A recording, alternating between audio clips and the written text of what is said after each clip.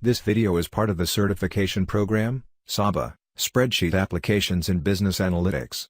Please contact if you want to apply for the certificate program, or for more details.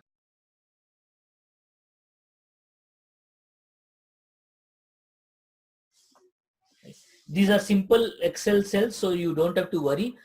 Otherwise, if you have bigger Excel sheets, you can go to review. You can go to formulas, okay, and you can go to trace precedents. What is this trace precedents? It will show you some arrow. Okay, this cell is getting formula from where all. So it is getting from here, here, here. So that is your trace precedents. Okay, we use it when our cells, when our Excel becomes very big. As of now, we don't worry about it, so we can remove arrow. Right? However, just understand, yes, you have some tracing, and you want to see where this has used. You can check by using, or this where it has used. You can click by trace dependence.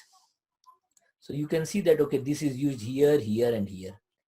If you want to see where it has used, so it has used here, here, here.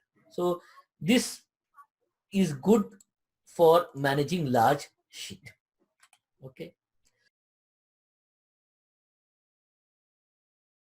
This video is part of the certification program, SABA, Spreadsheet Applications in Business Analytics.